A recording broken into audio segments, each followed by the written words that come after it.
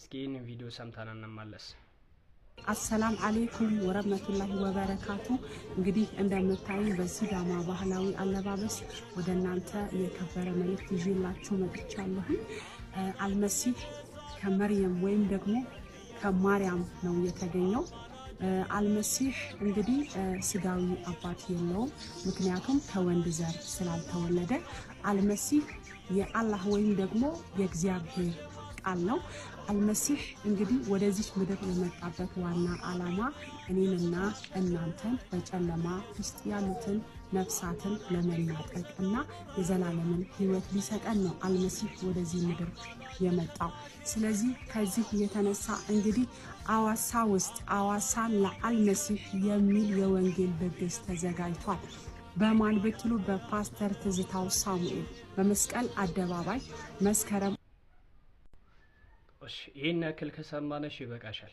በመጀመሪያ ደረጃው እንደምናያቶች ሰላሙ አለይኩም ወራህመቱላሂ ወበረካቱ። እንደተለመደው ያው ቪዲዮን ሼር፣ ኮፒ ሊንክ ፖስት ማድረጉን ለእናንተ ትቼዋለሁ። እስኪ እኔ ወደ ቪዲዮ ልመለስ። ይህን ቪዲዮ ስትሰሙት ጅማሬው በብስምላህ ፍጻሜው ግን አዑዙ ቢላህ ወይንም ደግሞ መነሻውን ከመካ መዳረሻውን አሜሪካ የተደረገ ቪዲዮ ነው። በጣም የገረመኝ ስትጀምር ሰላሙ አለይኩም ወራህመቱላሂ ወበረካቱ ብለ የአላህ ሰላምና እዝነት በእናንተ ላይ ይሁን ብለ ስጨርሰው ደግሞ ወደ አሜሪካ ዞረችውና በአዑዙ ቢላህ ጨረሰችው። እሱም እንዴት ነው አዋሳን ለአልመሲህ ኢሳ ይደረጋል?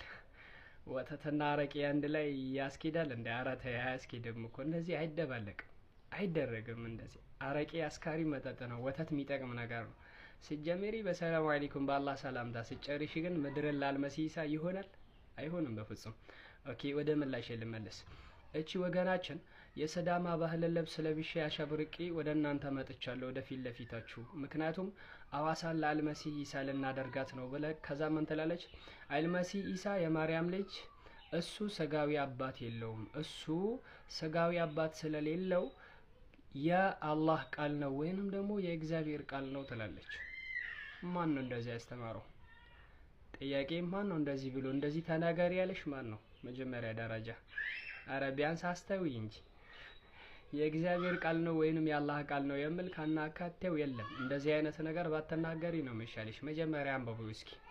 እኛ የአላህ ቃል ነው የምንልበት ምንም አይነት መስፈርትም የለም፣ ምክንያትም የለም፣ አይደለምም። ከመነሻውንም ባይሆን ላንቺ የምንነግርሽ ነገር አልመሲህ ኢሳ ማለት እንዳልሹም ትክክል የወንድ ዘር የለበትም፣ ከወንድ ያልተገኘም።